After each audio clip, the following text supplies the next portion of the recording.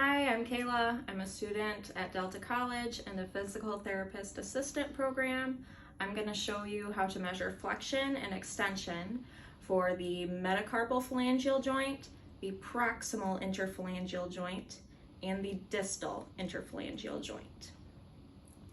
These motions occur along the sagittal plane around a frontal axis.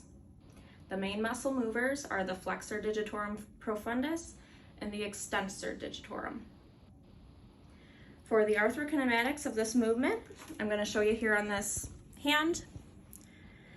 They are convex surfaces against concave surfaces for each one, and during flexion and extension, it's the concave surface that's moving, so the roll and the glide are going to go along the same as the bone.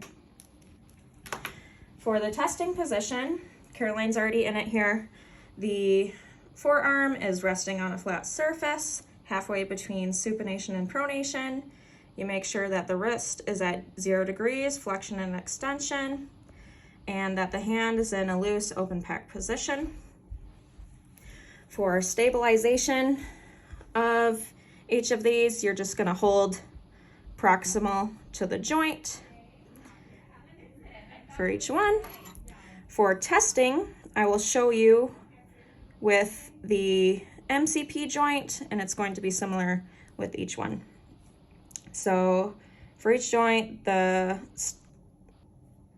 proximal arm will be along the hand, and the distal arm will be along the following phalange. So for flexion, we push her this way, and that is at about 90 degrees, which that is the norm for this joint.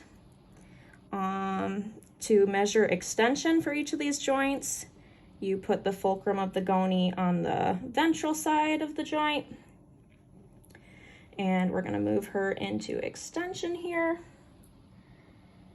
which she got about 50 degrees of extension. So normal end feel for flexion of the MCP joint is hard. Normal end feel for extension is firm. The normative values for flexion of the PIP joint is 100 degrees with a soft end feel. Normal extension for the PIP joint is 0 degrees with a firm end feel. Normative flexion for the DIP joint is 90 degrees. Normal extension for the DIP joint is 0 degrees, and these both have firm end feels. Thank you.